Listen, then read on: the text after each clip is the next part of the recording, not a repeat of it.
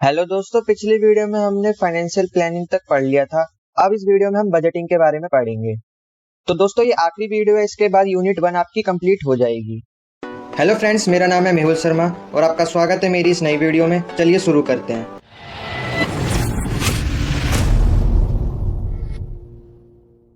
Different type of budgets.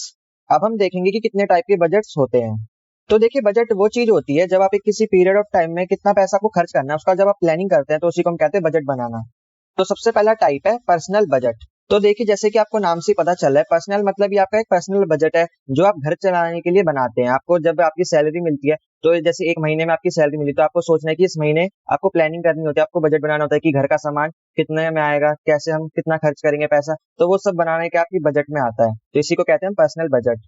तो अब देखिए, आपको पर्सनल बजट बनाना क्यों जरूरी है? क्योंकि ये जो बजट होता है आपका पर्सनल, ये आपको असिस्ट करता है कि आप क्या मनी को ज्यादा से ज्यादा खर्च करने से बचे, और आपको क्या आपके फाइनेंशियल गोल को अचीव करने में ये बजट आपकी हेल्प करता है। बजट आपकी हेल्प करता है आपके पैसों को अच्छे से मैनेज करने में, और आपको क्या है, किसी भी अगर आपके जो भी कर्जा वगैरह उससे भी आपको बचाता है, आपको पैसों को सेव करना बचाता है। और जो आप पैसे सेव करते हैं बजटिंग में, तो वो क्या पैसा आपके आगे चल के आपके रिटायरमेंट में काम आ सकता है।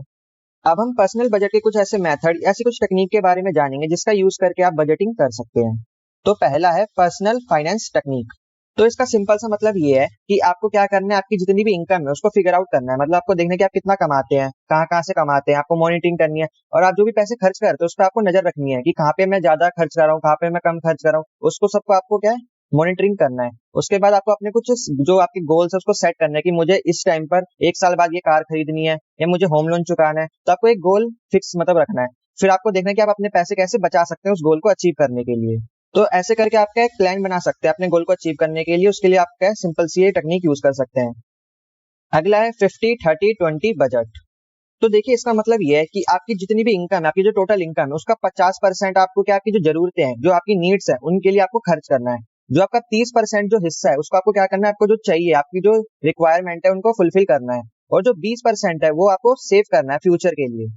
अगला है 80-20 मेथड, पे योर फर्स्ट। तो देखिए, इसका मतलब ये है कि आपको मतलब आपकी जितनी भी टोटल इनकम है उसमें से आपको 20% तो आपको पैसे सेव करने ही है। बाकी जो बचे 8% वो आप अपनी मर्जी से यूज कर सकते हैं, है ना। आपको किसी भी आपकी जरूरतें हैं, आप उसके हिसाब से क्या अपने पैसों को परसेंटेज में बांट सकते हैं। तो कई सारे तरीके से बांट सकते हैं। आप 70-30 कर सकते हैं, 60-40 कर सकते हैं, 50-50 कर सकते हैं। तो यानी आप क्या है, आधे पैसे बचा सकते हैं और आधे पैसे खर्च कर सकते हैं, या 40% बचा सकते हैं, 60% खर्च कर सकते हैं। ये आपके ऊपर है कि आपके जो भी गोल है वो आपकी मतलब कितनी मतलब इंपॉर्टेंट गोल है, उतनी आपको पैसे सेव करने चाहिए। तो आप अपने हिसाब से क्या परसेंट चूज कर सकते हैं। अगला है how partial saving account are used. तो देखिए, इस मेथड में क्या होता है कि आप क्या, इसके अंदर क्या आता है, पे योर सेल्फ फर्स्ट। मतलब आप खुद को सबसे पहले पे करें, यानी अपने खुद के लिए आप क्या पैसे बचाए। तो आप क्या कर सकते हैं, आपका जो भी सेविंग अकाउंट है उसमें जो एक फिक्स्ड अमाउंट क्या है आपको मतलब सेव करनी है, वो पहले से तय रख लीजिए। जैसे ही आपको सैलरी मिले, आपकी इनकम हुए, उतना पैसा आपको पहले ही उसमें डाल देना, फिक्स डिपॉजिट में या सेविंग अकाउंट में डाल देना है। और बाकी जो पैसा बचे फिर आपको उसकी प्लानिंग करनी है कि उसको कैसे कैसे जरूरतों में आपको यूज करना है। अगला है cash only budgeting using the envelope method. अब देखिए, ये तो बहुत ही अलग टाइप का मेथड है। इसमें क्या होता है कि आपको 3-4 एनवेलप ले लेने हैं। अब उसमें लिख देना आपको एनवेलप पे कि ये पैसे मैं इसलिए यूज करूंगा, ये पैसे मैं इसलिए यूज करूंगा। फिर आपकी जब भी आपकी इनकम हो उसमें आप पैसे डाल दीजिए लिफाफे में। आपको डेबिट और क्रेडिट कार्ड यूज करने की कोई जरूरत नहीं है। आप क्या लिफाफे में वो पैसे रख दीजिए। जैसे मान लीजिए आपकी ग्रोसरी खरीदनी है, तो उसमें आप पहले से 50,000 डाल के रखिए एनवेलप में कि ये सारे पैसे क्या ग्रोसरी में यूज होंगे। दूसरे लिफाफे में एजुकेशन के लिए, दूसरे लिफाफे में होम लोन के लिए। तो ऐसे आपको लिफाफों में पैसे डाल देने। इससे क्या है, आप जो भी पैसे बचेंगे वो ज्यादा आलतू फालतू जगह खर्च नहीं होंगे। तो आप एनवेलप का यूज कर सकते हैं। अगला है जीरो बेस्ड बजटिंग। तो ये वाला जो बजटिंग है ये तो मोस्टली हर घर में होता है। इसमें क्या होता है, जब भी आपकी इनकम आती है आपको पूरी की पूरी इनकम को आपके बैंक में डाल देनी है, सेव करके रखनी है। फिर जैसे जैसे आपके जो खर्चे हैं उसके लिए आपको यूज करना है पैसे, और कहीं भी फालतू जगह आपको पैसे यूज नहीं करने हैं, बस जरूरत के टाइम पे आपको पैसे यूज करने हैं, बाकी पैसों को पड़े रहने दीजिए। अब हमने पढ़ लिया पर्सनल बजट, अब अगला है फैमिली बजट। अब देखिए, दोनों में अंतर समझिए। पर्सनल बजट में क्या था, आपका खुद का बजट, आप अपने खर्चा कैसे उठाते हैं वो आ गया। अब फैमिली बजट में क्या आ गया, आपके घर का खर्चा कैसे उठेगा, आपको उसकी प्लानिंग करनी होगी। आपके बच्चों का जो एजुकेशन है उसके लिए पैसे कैसे देने हैं, है ना। बिजली का बिल, वाटर बिल, जितने भी बिल आ जाते हैं, मतलब फैमिली के जितने भी मैटर आ जाते हैं, उसमें आपको कैसे अपने पैसों का यूज करना है। तो इसमें वो बजटिंग आ जाती है। अब देखिए, कुछ स्टेप्स बता रखे हैं जिसको आप यूज करके आप अपनी फैमिली बजट के लिए प्लानिंग कर सकते हैं। तो पहला स्टेप है लिस्ट योर इनकम। तो इसका मतलब ये है कि आपको क्या लिस्ट बनानी है कि आप सारे पैसे कहाँ से कमाते हैं। या तो जॉब से कमाते हैं, या फ्रीलांसिंग करके कमाते हैं, मतलब आप क्या एक एक जगह से नहीं, 3-4 जगह जहाँ से भी आप पैसे कमा रहे, तो सबको मिला लीजिए। कहीं पे आपने शेयर खरीद रखे हैं ना, कोई जमीन खरीद रखी है, या फिर कोई भी आपने फंड उठा रखे हैं, तो सबको जोड़ना है आपको, तो उसकी एक लिस्ट बना लेनी है। अब आपको सेकंड स्टेप में क्या करना है, लिस्ट एक्सपेंसेस, मतलब जो आपके खर्चे हैं, अब आपको उसकी लिस्ट बनानी है कि मुझे इस चीज पे इतना खर्चा करना है, इस पे इतना खर्चा करना है। तुम आपके जितने भी खर्चे हैं और जो भी चीज आपको चाहिए उसकी एक लिस्ट बना लीजिए। अब आपको तीसरा स्टेप क्या करना है, सब्ट्रैक्ट इनकम फ्रॉम एक्सपेंसेस। तो अपनी इनकम में से अपने जो जितने भी आपके खर्चे हैं उनको माइनस कर दीजिए। अब देखिए, अगर आपका जो आपने इनकम में से एक्सपेंशन को माइनस करा और आपकी अमाउंट क्या आ गई, जीरो आ गई, तो इसका मतलब क्या हुआ कि आपकी जो बैंक अकाउंट है उसमें जो बैलेंस है वो तो जीरो नहीं हुआ। बस इसका मतलब ये हुआ कि आपने जो बजट बनाया है वो क्या, जीरो बेस्ड बजट है, यानी जितने आपके जो खर्चे हैं तो उतने आपके पैसे लगने वाले हैं। मतलब आपकी इनकम का हर पार्ट का कोई ना कोई पर्पज है, यानी हर उसको जो आपका जो मनी है वो मतलब अच्छी जगह यूज होगा, आपकी जरूरतों में यूज होगा, कहीं वेस्ट मतलब फालतू जगह यूज नहीं होगा। अब इस इमेज को देखिए, आप पेपर में भी बना सकते हैं इसे फॉर एक्स्ट्रा मार्क्स। अब तीसरा बजट है हमारा बिजनेस बजट। तो देखिए, बिजनेस बजट किसी भी बिजनेस के ओनर के लिए काफी ज्यादा जरूरी होता है, जिससे वो क्या अपने आप के जितने भी उसके ऑपरेशन होते हैं बिजनेस के, उसको अच्छे से कर सके, अपनी कंपनी को ग्रो कर सके और अच्छा खासा रेवेन्यू अर्न कर सके।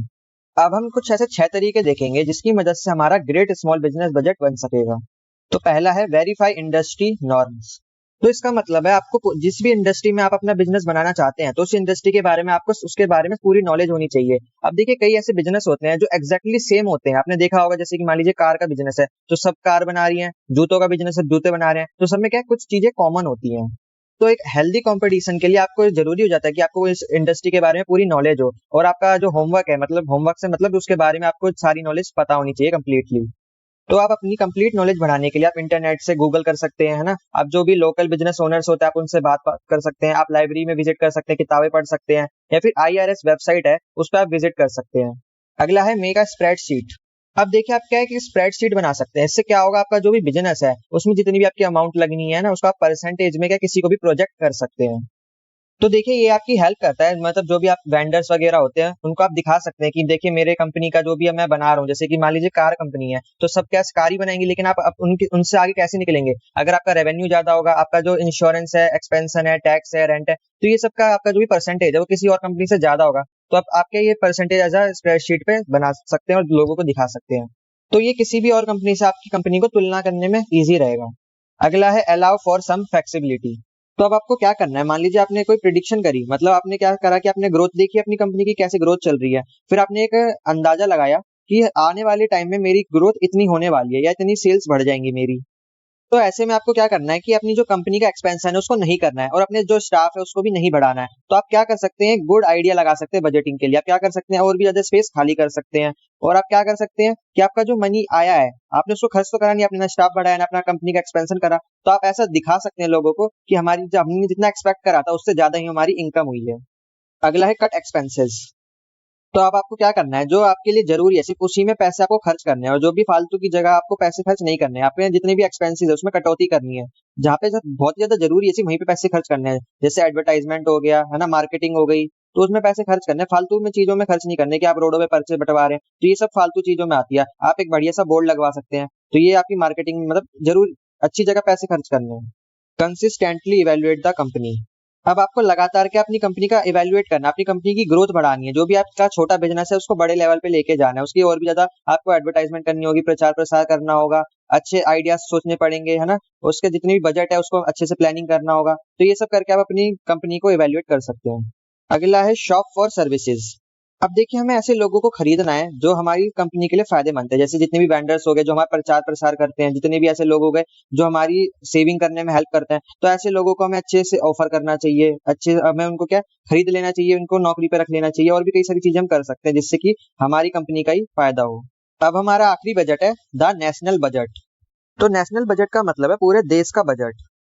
तो इसमें क्या होता है, जो गवर्नमेंट होती है हम सबसे जो है मनी कलेक्ट करती है, हमसे टैक्स लेती है, हमसे हर जीएसटी वगैरह लेती है, वो भी एक तरीके का टैक्स है, तो हमसे टैक्स के रूप में मनी कलेक्ट करती है। फिर जो मनी कलेक्ट करती हैं उसका यूज वो सोशल प्रोग्राम में यूज करती हैं, जैसे कि सोशल सिक्योरिटी, मेडिकेयर, और जो इंफ्रास्ट्रक्चर प्रोजेक्ट्स होते हैं, और भी कई सारे जो प्रोजेक्ट्स होते हैं उन पे वो खर्च करती हैं।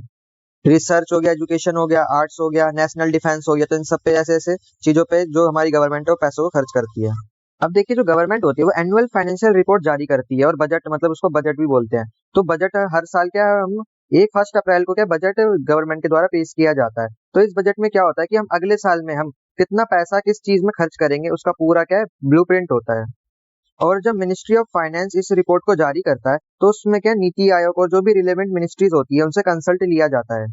फाइनेंस मिनिस्ट्री में एक ऑर्गेनाइजेशन होती है डिपार्टमेंट ऑफ इकोनॉमिक अफेयर्स। ये क्या करती है जब बजट को तैयार किया जाता है तो ये नोडल को अपॉइंट करती है, मतलब जो व्यक्ति उन पर बजट बनाने में काम करता है वो उसको कौन हायर करता है, डिपार्टमेंट ऑफ इकोनॉमिक अफेयर्स। अब देखिए नेशनल बजट बनाने में जब ये प्रोसेस चल रहा होता है तो ये कब अगस्त से और सितंबर के बीच में चल रहा होता है, यानी अगस्त से स्टार्टिंग हो जाती है इसके बनने की और इसको करीब 6 महीने लगते हैं बनने में। और जब ये बनकर तैयार हो जाता है तो उसको 1 अप्रैल को अप्रूव किया जाता है और इसको पार्लियामेंट के अंदर दोनों हाउसेस के अंदर अप्रूव करवाया जाता है। तो पार्लियामेंट के अंदर दो हाउस होते हैं, एक तो राज्यसभा और लोकसभा, तो दोनों के अंदर इसको अप्रूव किया जाता है। अब हम देखेंगे जब नेशनल बजट बनाया जाता है तो क्या क्या प्रोसेस से बजट को गुजरना पड़ता है। पहला है circular are send to all ministries. तो सबसे पहले क्या किया जाता है, जो फाइनेंस मिनिस्ट्री होती है जितनी भी बाकी की मिनिस्ट्रीज होती है उनको सर्कुलर भेजती है। जितनी भी मिनिस्ट्रीज हो गई, स्टेट हो गए, यूनियन टेरिटरी हो गई और जितनी भी अदर बॉडीज होती है उन सबको क्या सर्कुलर भेजा जाता है। फिर उस पर क्या सलाह मशवरा किया जाता है, उनको बताया जाता है कि हमने इतना कमाया, इतना एक्सपेंशन है हमारा, अगले साल इतना बढ़ जाएगा, इतना हो जाएगा। तो पूरी एक डिस्कशन की जाती है और सबसे कुछ ना कुछ राय ली जाती है। फिर क्या होता है, रिसीव्ड कंसल्टेशन ऑन प्लान्स। फिर देखिए क्या होता है, सबसे जब सलाह मशवरा कर दी जाती है तो इसको किसके पास भेजा जाता है, गवर्नमेंट ऑफिशियल के पास, जो सबसे सीनियर होता है ना उसके पास भेजा जाता है। फिर वो इसको एग्जामिन करता है किसमें क्या करना चाहिए क्या नहीं करना चाहिए। फिर उसको किसके पास भेजा जाता है, डिपार्टमेंट ऑफ एक्सपेंडिचर के पास। फिर वो देखते हैं कि अगले साल हमारा कितना खर्चा होगा वो सब। फिर अदर मिनिस्ट्रीज के पास भेजा जाता है। फिर सबके पास जब ये सर्कुलर घूम घाम कर आ जाता है तो किसके पास भेज दिया जाता है, फाइनली वो फाइनेंस मिनिस्ट्री के पास भेज दिया जाता है। जब सब अप्रूवल दे देते हैं ना तो फाइनेंस मिनिस्ट्री के पास चले जाता है सर्कुलर। अगला है डिस्ट्रीब्यूशन ऑफ इनकम। अब देखिए सबसे रिव्यू लेने के बाद जो फाइनेंस मिनिस्ट्री होती है वो सभी डिपार्टमेंट को जो फंड है वो एलोकेट कर देती है, मतलब सबको बता देती है कि इस डिपार्टमेंट को इतने पैसे दिए जाएंगे, इसको इतने दिए जाएंगे अपकमिंग एक्सपेंडिचर के लिए, मतलब आने वाले खर्चों के लिए उनको इतने पैसे दिए जाएंगे डिपार्टमेंट को। फिर फाइनेंस मिनिस्ट्री जो यूनियन कैबिनेट है उससे कंसल्ट लेती है इलेक्ट्रॉनिकली। अब देखिए जब फाइनेंस मिनिस्ट्री सबको फंड एलोकेट कर देती है तो प्राइम मिनिस्टर से पूछा जाता है, उनको दिखाया जाता है, उनका अप्रूवल लेना होता है। अगर प्राइम मिनिस्टर को अगर ये डिसएग्री कर देते हैं कि आपने जो ये फंड डिस्ट्रीब्यूट करा है ये मतलब अच्छे से नहीं करा है, किसी को ज्यादा दे दिया किसी को कम दे दिया, तो ऐसे में जो प्राइम मिनिस्टर है वो उसको क्या मना भी कर सकते हैं। तो अगर प्राइम मिनिस्टर मना कर देते हैं तो ऐसे में DEA and department of revenue सबसे कम्युनिकेट करते हैं, जो भी स्टेक होल्डर है, फार्मर है, स्मॉल बिजनेस ओनर्स हैं, जो भी फॉरेन इंस्टीट्यूशनल इन्वेस्टर्स हैं, इन सबसे बात करके इन्फॉर्मेशन निकालते हैं कि किसको कितना देना चाहिए। फिर इन्फॉर्मेशन कलेक्ट करके अच्छे से फिर डिस्ट्रीब्यूशन किया जाता है। Pre budget conference. अब देखिए जब सबको फंड एलोकेट हो जाते हैं, सबको पता चल जाता है किसको कितने पैसे या कितने फंड देने वाले हैं, तो सिर्फ देने से पहले क्या है एक प्री बजटिंग डिस्कशन की जाती है फाइनेंस मिनिस्टर के द्वारा। वो सबसे बातचीत करते हैं, सबसे और ज्यादा आइडिया लेते हैं कि अच्छी तरीके से ये इम्प्लीमेंट हो सके। ऐसे में जो फाइनेंस मिनिस्टर होते हैं वो सबसे बात करते हैं, जो स्टेट रिप्रेजेंटेटिव हो गए, बैंकर्स हो गए, एग्रीकल्चरिस्ट हो गए, इकोनॉमिस्ट हो गए, लेबर यूनियन हो गए और भी जो स्टेक होल्डर्स होते हैं उन सबसे क्या डिस्कशन किया जाता है। और फिर जो फाइनेंस मिनिस्टर होते हैं वो फाइनली एक डिसीजन ले लेते हैं कि अब किसको कितना मिलना चाहिए। इसी को बोलते हैं हम प्री बजट कंसल्टेशन। और देखिए जब ये फाइनल हो जाता है तो इसको एक बार प्राइम मिनिस्टर को जरूर दिखाया जाता है। फिर प्राइम मिनिस्टर क्या करते हैं, इस बजट को मंजूरी दे देते हैं। Printing of the budget and document compilation.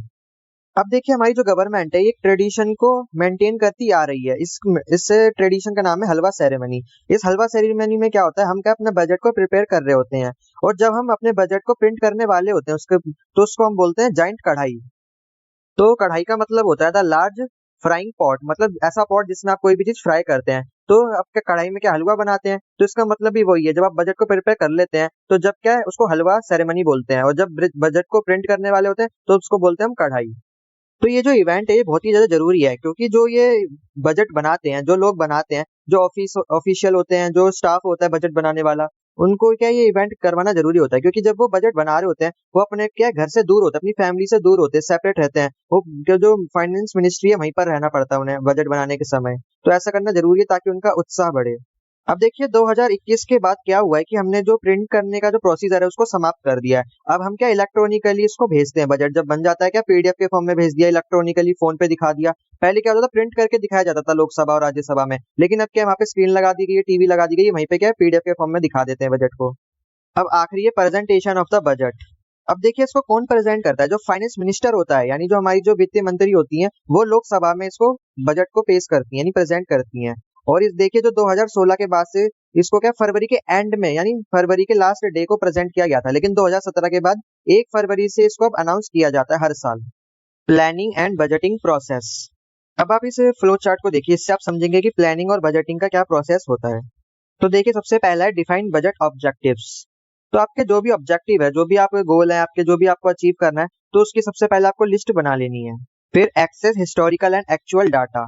अब आपको क्या करना है, अपने को डाटा इकट्ठा करना है कि आपकी इनकम कहाँ कहाँ से हो रही है, आपको कहाँ पे खर्च करना है, तो सबका पूरा एक डाटा बना लेना है, उसकी भी एक लिस्ट बना लेनी है। Develop a base budget. फिर आपको एक बेसिक सा बजट बना लेना है कि इतना परसेंट मुझे यहाँ पे खर्च करना है, इतना परसेंट मुझे बचाना है, तो ऐसे एक बजट बना लीजिए। उसके बाद access data and prepare budget. अब आपने जो भी आपने डाटा बनाया है, उसमें आप देखिए कि आपको कहाँ कहाँ पैसे खर्च करने हैं। मान लीजिए आपने 20% पैसे बचाए और 80% आपको खर्च करना है, तो वो 80% आपको किस किस जगह खर्च करना है, उसकी भी आपको बजट बना लेना है कि इतना एजुकेशन में, इतना घर के लिए, तो ऐसे करके आपको बना लेना है बजट। Review budget. अब आपने जो भी बजट बनाया उसका रिव्यू ले लीजिए कि यहाँ पे मैं सही पैसा खर्च कर रहा हूँ, नहीं कर रहा हूँ, कि यहाँ पे मुझे जरूरी है नहीं, तो एक बार पूरा उसका रिव्यू ले लीजिए। Post and report results. इसका मतलब ये है, अब आपको एक रिपोर्ट बनानी है अपने रिजल्ट्स की, मतलब जो मैंने बजट बनाया है क्या वो सक्सेसफुल बजट है, मतलब जितने मैंने पैसे खर्च करे सब सही जगह खर्च हुए कि नहीं हुए, जितनी मैंने सेविंग करनी थी वो हुई कि नहीं हुई, तो पूरी आपको उसकी रिपोर्ट बना लेनी है। Monitor process and amend. अब आपको अपने बजट पे क्या निगरानी रखनी है कि मेरा बजट सही है कि नहीं है, और उसमें अमेंड करते रहना। अमेंड का मतलब होता है संशोधन करना, मतलब जैसे कि आपकी सैलरी बढ़ गई है तब आपके खर्चे भी ज्यादा बढ़ गए होंगे, तो ऐसे ऐसे करके आपका बजट का हिलता रहेगा, मतलब स्टेबल तो रहेगा नहीं, टाइम टू टाइम के बदलता रहेगा, तो आपको उसमें क्या अमेंडमेंट यानी संशोधन करने की जरूरत है। Budget deficit and budget surplus. तो देखिए, दो टाइप के बजट और हैं जिनके बारे में आपको बताया गया, चलिए जानते हैं क्या क्या है।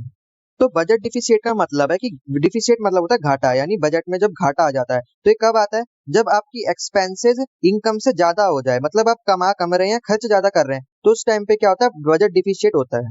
और वहीं पर जो बजट सरप्लस होता है, सरप्लस मतलब अधिक, तो आपका बजट जब अधिक हो जाएगा, जब आप कमा ज्यादा रहे हैं और खर्च कम कर रहे हैं, तो उसमें आपका जो बजट है वो सरप्लस है। अब देखिए, जो बजट है वो डिफिशिएट किन किन को हो सकता है, एक इंडिविजुअल को, एक बिजनेसमैन को, या गवर्नमेंट को हो सकता है। तो ऐसे में क्या होता है, जो हमारा टैक्स सिस्टम है उसमें क्या होता है कि जो भी हाई वेगेज अर्नर होता है, मतलब जो ज्यादा पैसे कमाता है, वो जो लो वेगेज अर्नर होता है, जो कम मजदूरी कमाता है, उससे आगे निकल जाता है। अगर देखिए हम सोशल सिक्योरिटी, मेडिकेयर एंड जो मिलिट्री है उस पर ज्यादा पैसे खर्च करें, तो हमें बजट डिफिशिएट हो सकता है। अगर जो गवर्नमेंट है वो बिजनेसमैन को जो सब्सिडी देती है वो बढ़ा दे, इंक्रीज कर दे, तो भी हमें बजट डिफिशिएट हो सकता है। और अगर देखिए टैक्स में रिडक्शन कर दी जाए, तो उसका रिजल्ट क्या होगा, जो पीपल की इनकम है वो ड्रॉप हो जाएगी, यानी गिर जाएगी। कैसे गिर जाएगी, क्योंकि बिजनेसमैन को टैक्स अब कम देना पड़ रहा है, तो क्या ज्यादा से ज्यादा लोगों को हायर कर सकता है, वो भी कम इनकम पर। और जो टैक्स इनकम है वो डिक्लाइन कर सकती है जब जीडीपी लो होती है, यानी ग्रॉस डोमेस्टिक जो प्रोडक्ट है वो लो हो जाए, तो हमारी जो टैक्स इनकम है वो डिक्लाइन हो जाएगी। तो ऐसे में ये जो बजट डेफिशिएट होता है, ये काफी ज्यादा डेंजरस होता है किसी भी नेशन के लिए, किसी भी बिजनेस के लिए, और किसी भी इंडिविजुअल के लिए। तो ये जो बजट डिफिशिएट होता है, ये इवेंचुअली जो इन्फ्लेशन है उसको लीड करता है। ये जो बजट डिफिशिएट होता है हमारी इकोनॉमी के लिए काफी ज्यादा बैड है। इससे जो गवर्नमेंट है उसने कुछ ऐसे मेथड को डेवलप करा है जिससे हम बजट डिफिशिएट को रिड्यूस कर सकते हैं। Effect of A budget deficit. तो देखिए, बजट डिफिशिएट का बहुत ही बुरा प्रभाव पड़ता है किसी भी इंडिविजुअल, किसी भी बिजनेसमैन और किसी भी जनरल इकोनॉमी के लिए। तो इसकी वजह से क्या, काफी जो जो भी चीज है वो घाटे में चली जाती है। तो ये बजट डिफिशिएट मोस्टली जब देखा जाता है जब मंदी का दौर चल रहा होता है। तो इसको मैं आपको अच्छे से समझाने के लिए एक एग्जांपल के थ्रू समझाऊंगा। अब देखिए, आपको एक एग्जांपल दे रखा है सीला का। तो सीला क्या, एक फाउंडर, एक छोटी सी स्टार्टअप बिजनेस की। तो उसने क्या सोचा, वो क्या हाथों जो हैंडक्राफ्ट होता है ना, उसकी आर्टिस्ट है, तो वो अपने हाथों से बनाई हुई चीजों को बेचती है। तो उसने क्या सोचा कि अपने बिजनेस को बढ़ाने के लिए वो एक फैक्ट्री खरीद लेती है, और फिर उसमें क्या करेगी, लोगों को काम रखेगी, लोगों को रख लेगी, और उनको पे करेगी, कस्टम एम्प्लॉय को, और उनको फायदा भी पहुंचेगा। तो जो पहला साल था, फर्स्ट ईयर, तो उसको काफी बढ़िया गुजरा। सीला ने क्या कंपनी को चलाया, तो उसका जो बजट था वो सरप्लस हो गया, मतलब उसको 50,000 का फायदा भी हो गया। लेकिन अगले साल क्या हुआ, एक इकोनॉमिक क्राइसिस आ गए, मंदी का दौर आ गया। तो ऐसे में क्या हुआ, जो सीला की कंपनी थी वो घाटे में चली गई, उसका जो बजट था वो डिफिशिएट हो गया। तो जो उसके एम्प्लॉय थे उनको क्या है, वो सैलरी देने के लिए उसके पास पैसे नहीं थे, तो उसने अपने जो हाथों से बनाए हुए जो हैंडीक्राफ्ट थे उनको 2 लाख रुपए में बेचा। लेकिन जब उसने वो बनाया तो उसको कितनी लागत पड़ी, 5 लाख रुपए, मतलब उसने 5 लाख रुपए में वो हैंडीक्राफ्ट बनाए और 2 लाख में बेच दिए। तो उससे क्या हुआ, उसकी जो कंपनी थी वो घाटे में चली गई। अब देखिए, उसने 50,000 का फायदा हुआ था और उसने 2 लाख में बेचा, तो टोटल कितने हो गए, 2,50,000। उसकी लागत कितनी थी, 5 लाख। तो 5 लाख में से 2,50,000 माइनस कर दीजिए, तो मतलब 2,50,000 का उसको नुकसान हो गया, यानी घाटा हो गया। अब हम देखेंगे 3 टाइप ऑफ बजट डिफिसिट। तो पहला टाइप है fiscal deficit. Fiscal deficit budgetary imbalance को समझने के लिए यूजफुल होता है। फिस्कल डिफिसिट को हम एज अ टूल भी यूज कर सकते हैं किसी भी बजट को एनालिसिस करने में और किसी को भी एक्सप्लेन करने में। तो अब देखिए भारत में फिस्कल डिफिसिट का मतलब क्या होता है। जो देखिए टोटल एक्सपेंडिचर होता है किसी साल में किसी चीज का टोटल एक्सपेंडिचर और टोटल रिसिप्ट के बीच में डिफरेंस, मतलब हमने कितना खर्च, हमारी जो एक्सपेंडिचर हमें कितना खर्च करना है और हमें कितने पैसे आ रहे हैं बस उधार को छोड़कर, तो उसके बीच में जो अंतर है उसको कौन बताता है, fiscal deficit. Consequences of the fiscal deficit. तो फिस्कल डिफिसिट के क्या क्या परिणाम होते हैं, चलिए इसके बारे में हम जानते हैं। पहला है डेट ट्रैप, यानी कर्ज का जाल। ये जो फिस्कल डिफिसिट होता है ये हमने कितना कर्ज लिया है उसके बारे में पूरी जानकारी देता है। अब जो हम पैसे लेते हैं जब उसको हम रीपेमेंट करते हैं तो हम उसको बोलते हैं इंटरेस्ट पेमेंट। अब देखिए जब हमने कर्जा लिया था तो हम जब उसको रीपेमेंट करेंगे तो हम उसको क्या इंटरेस्ट भी देंगे साथ में। तो ये जो वो इंटरेस्ट पेमेंट होता है ये जो हमारे रेवेन्यू है उसका जो एक्सपेंडिचर है उसको बढ़ा देता है। तो इसकी वजह से जो हमारा रेवेन्यू है वो काफी कम हो जाता है और इसकी वजह से फिस्कल इनबैलेंस हो जाता है, रेवेन्यू डिफिसिट हो जाता है और जो ये सिचुएशन होती है ये आउट ऑफ कंट्रोल हो जाती है। तो ऐसे में जो गवर्नमेंट है वो फोर्सफुली उसको क्या है और भी ज्यादा कर्ज लेना पड़ जाता है अपने पहले कर्ज को चुकाने के लिए, और ऐसे करके वो किसी जाल ऐसे डेट ट्रैप में फंस जाती है। आप एग्जांपल के लिए आप पाकिस्तान का भी एग्जांपल ले सकते हैं। वो दूसरे देशों से कर्ज लेता है ताकि उसकी इकोनॉमी चले, बल्कि उसको क्या है और भी ज्यादा इंटरेस्ट के साथ उसको कर्जा देना पड़ेगा, लेकिन और कर्ज लेते जा रहा है कर्ज से बचने के लिए, और ऐसे क्या वो जाल में फंस चुका है। अगला है इन्फ्लेशन।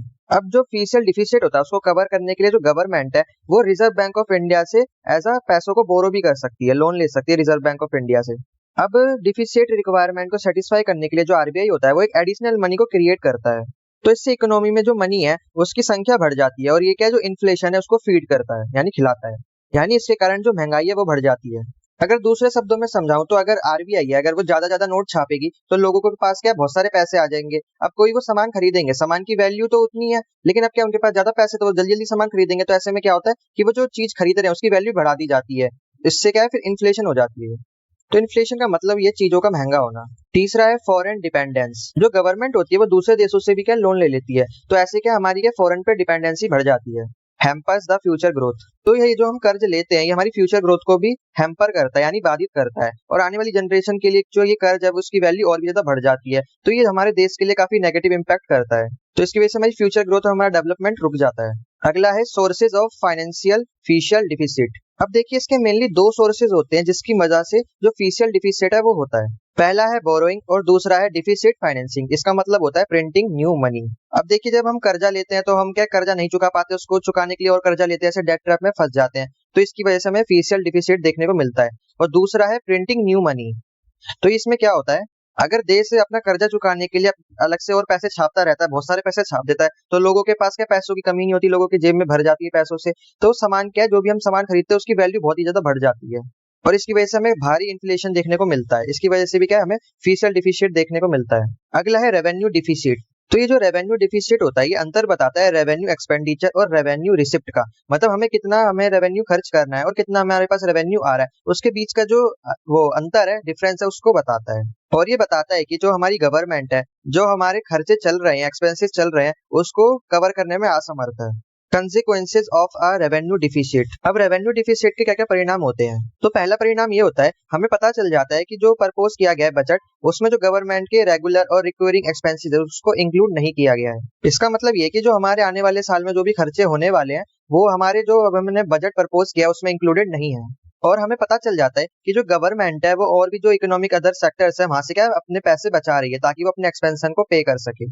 अगला है जो गवर्नमेंट है वो कैपिटल फ्लो के माध्यम से जो इनबैलेंस है उसको दूर कर सकती है। कैपिटल इन फ्लो का मतलब होता है पूंजी प्रवाह यानी पैसों को बहाना। अब देखिए इन्वेस्ट ना करना और पैसों को उधार लेने से हमारी जो लाइबिलिटीज है वो बढ़ती हैं और जो हमारे एसेट है वो डिक्लाइन कर जाते हैं। और रेवेन्यू डिफिसिट के कारण जो हमारी इन्फ्लेशन इकोनॉमी वो बढ़ जाती है और इसके कारण क्या होता है जो हमारी कैपिटल रिसिप्ट होती है जहां से हमारी रेवेन्यू आता है उससे हमें क्या हमारा जो एक्सपेंशन है उसको पे करना पड़ जाता है। तो इसकी वजह से क्या होता है जो हमारा फ्यूचर लोड है वो बढ़ जाता है, क्योंकि हम जब भी ज्यादा उधार लेते हैं तो हमारे लिए फ्यूचर के लिए लोड बढ़ता ही जाता है।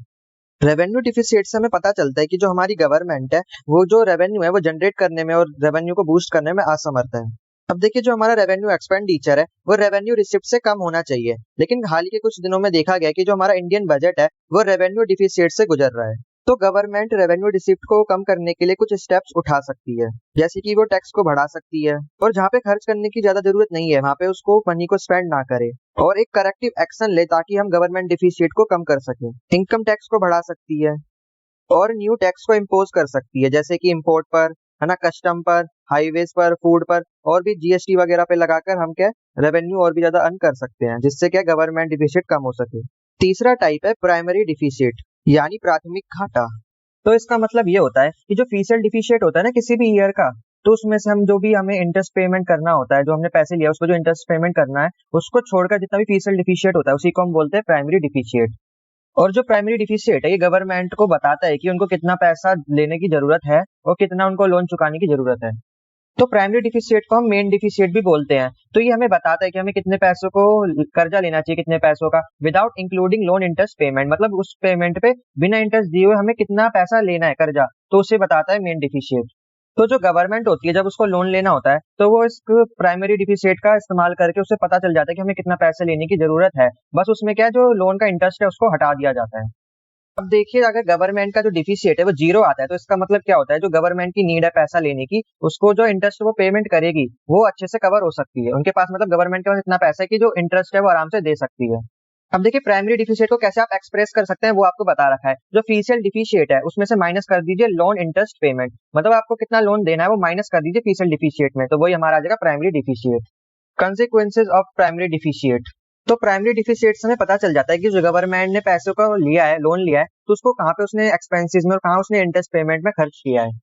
और देखिए जो वो गैप होता है प्राइमरी और फीसियल डिफिशिएट के बीच का, ये दर्शाता है कि जो गवर्नमेंट ने पैसा उधार लिया है उसका जो इंटरेस्ट पेमेंट है वो कितना हो चुका है। और देखिए जो प्राइमरी डिफिशिएट होता है काफी ज्यादा लो होता है और नॉन एग्जिस्टेंट होता है, जो गवर्नमेंट को सजेस्ट करता है कि उसने जो कर्जा लिया है उसका जो इंटरेस्ट है यानी जो उसका जो ब्याज है उसको भुगतान करने के लिए, उसको कवर करने के लिए उसको कितना लोन लेना पड़ेगा। Sources for meeting the deficit, deficit financing. अब देखिए आप जानेंगे कि ऐसे क्या क्या सोर्सेज होते हैं जिसकी वजह से हमें डिफिसिट देखने को मिलता है यानी घाटा होता है हमें। तो देखिए क्या है पहला, जब देखिए जो गवर्नमेंट की इनकम है वो कम होती है हमारे टोटल एक्सपेंडिचर से, तो ऐसे में हमें क्या डिफिसिट फाइनेंसिंग देखने को मिलती है। मतलब जो हम गवर्नमेंट है वो हमसे क्या टैक्स काफी कम ले रही है और हमारे ऊपर खर्च ज्यादा कर रही है, तो ऐसे में सरकार को डिफिसिट यानी घाटा होता है। अब देखिए दूसरा कारण क्या होता है घाटे का, अगर गवर्नमेंट क्या कर्जा ले लेती है बॉन्ड के रूप में या सिक्योरिटी के रूप में, या फिर वो आरबीआई को ऑर्डर कर देती है कि फ्रेश नोट जो है उसको क्रिएट कर दे, मतलब मार्केट में ओवरफ्लो कर दे और भी ज्यादा पैसे छापने लगे, या फिर ये हो सकता है जो उसका जो पहले से जो कैश है बैलेंस के रूप में डिपॉजिट कैश है उसको वो विड्रॉ कर ले, है ना, तो ऐसे करके क्या हमें डिफिशिएट हो सकता है गवर्नमेंट को। और देखिए जो हमारी गवर्नमेंट है वो एड हॉक ट्रेजरी बिल के एक तरह का ऐसा बिल है जिससे क्या है वो लोन ले सकती है किसी भी सेंट्रल बैंक से, प्राइवेट बैंक से, यहाँ तक कि जो स्टेट गवर्नमेंट होती है वो भी अपना डिफिसिट कवर करने के लिए ऐसे लोन ले सकती है। Need for deficit financing. अब देखिए डिफिसिट फाइनेंसिंग की जरूरत क्यों होती है, तो देखिए इसकी जरूरत तब होती है जब हमारे पास क्या इनफ रिसोर्सेज नहीं होते इकोनॉमिक एक्टिविटी करने के लिए, जब हमें डिफिसिट फाइनेंसिंग का यूज करके हम फाइनेंशियल डिफिसिट गोल को अचीव कर सकते हैं। और देखिए जो डिफिसिट फाइनेंसिंग होती है इसको प्रेफर किया जाता है जब भी प्राइस राइज होते हैं, मतलब किसी भी चीज का जब प्राइस बढ़ जाता है तो उसको ऐसे कंसीडर किया जाता है कि ये कोई बुरी चीज नहीं है, इसलिए हम डिफिसिट फाइनेंसिंग को प्रेफर करते हैं लोअर ग्रोथ रेट पर। तो डिफिसिट फाइनेंसिंग को हम तब भी कर सकते हैं जब हमारा एक्सपेंडिचर एक्सपैंड करता है क्विकली। और देखिए डिफिसिट फाइनेंस यूजलेस और नॉन डेवलपमेंट एक्टिविटीज पे ज्यादा से ज्यादा पैसे खर्च करने का परिणाम भी हो सकता है। Type of deficit financing. तो देखिए इसके मेनली दो कारण होते हैं जो मैंने आपको ऊपर भी बताए थे।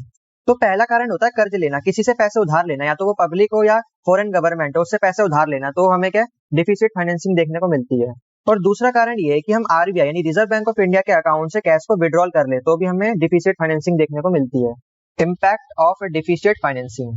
तो डिफिसिट फाइनेंसिंग की वजह से हमारा जो एक्सपेंडिचर है वो बढ़ जाता है और जो इन्फ्लेशन का रिस्क है वो भी बढ़ जाता है। और जो इन्फ्लेशन होता है वो इसी का रिजल्ट होता है डिफिसिट फाइनेंसिंग का। और ये जो डिफिसिट फाइनेंसिंग होता है ये हमारी जो इकोनॉमिक ग्रोथ है उसको बढ़ने से रोकता है।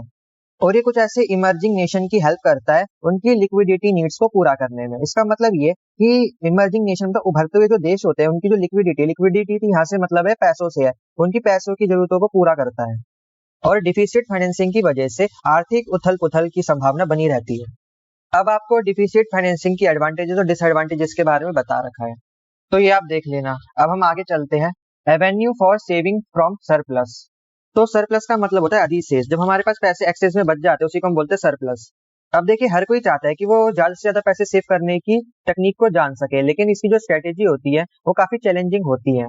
लेकिन सरप्लस सेविंग करने के लिए बहुत सिंपल सी ट्रिक है, बस आपको क्या है मंथली स्मॉल डिपॉजिट सेव करना है अपने अकाउंट में, हर महीने आपको अकाउंट में छोटी छोटी आपको सेविंग करनी है। अब आपको कुछ ऑप्शन बता रखे हैं जिससे आप सरप्लस सेविंग कर सकते हैं। पहला है रिक्योरिंग डिपॉजिट यानी आरडी। तो recurring deposit one of the most popular payment method है। तो इसमें क्या होता है कि आपकी कुछ सैलरी की जो अमाउंट होती है, फिक्स्ड अमाउंट हर महीने क्या रेगुलर बेसिस पे वो ऐड होती रहती है आपके अकाउंट में, और कुछ टाइम बाद आपको फिक्स्ड रेट ऑफ इंटरेस्ट मिल जाता है। मतलब जितना इंटरेस्ट होता है 2% 3%, तो आपको क्या है उसके कुछ सालों बाद वो इंटरेस्ट अच्छे से मिल जाता है। अगला है सीनियर सिटीजन सेविंग स्कीम। ये ऐसे लोगों के लिए होता है जो सीनियर सिटीजन होते हैं, जिनकी उम्र 60 साल होती है या उससे ऊपर की होती है। तो इसमें क्या होता है, इनके अकाउंट में क्या एक फिक्स्ड अमाउंट क्या हर महीने वो डाल दिया जाता है। इनकी एक तरीके से स्टेडी इनकम होती है, जो इनको क्या करती है, सेफ्टी प्रोवाइड करवाती है और किसी भी टैक्सेस से बचाती है। अगला होता है fixed deposit in a bank, यानी एफडी। आपने सुना होगा इसका नाम एफडी, बहुत लोगों की एफडी हो रखी होती है। तो इसमें भी लगभग आरडी की तरह सेम प्रोसीजर होता है, इसमें भी क्या आपको फिक्स्ड डिपॉजिट करवानी होती है हर महीने।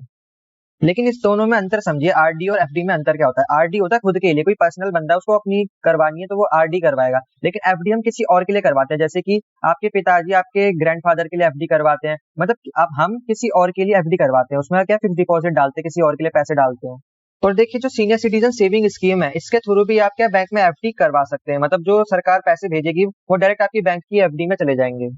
और देखिए एक अंतर और होता है, जो आरडी होता है जब भी आप उसमें डिपॉजिट डालते हैं और जब उसको इंटरेस्ट मिलता है तो उसमें क्या टैक्स कट जाता है, लेकिन एफडी में ऐसा नहीं होता। उसमें आपको जो इंटरेस्ट मिलता है उसमें कोई टैक्स नहीं कटता, आपको प्योर इंटरेस्ट मिलता है। और देखिए जो आप फिक्स्ड डिपॉजिट कर रहे हैं, अगर उसकी वैल्यू 10,000 से ऊपर होती है तो आपको 10% का बैंक की तरफ से इंटरेस्ट मिलता है, और ये एनुअली मिलता है, मतलब हर साल में 10% मिलता है। और देखिए जो पोस्ट ऑफिस ऑफ इंडिया है वो एक स्मॉल सेविंग टूल प्रोवाइड करवाता है जिसका नाम है किसान विकास पत्रा, जिसे हम केवीपी भी बोलते हैं। तो केवीपी को री इंट्रोड्यूस किया था कुछ चेंजेस के साथ 2014 में।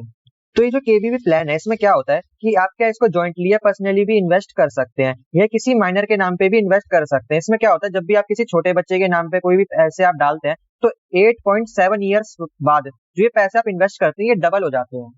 अगला है ultra short term and liquid fund.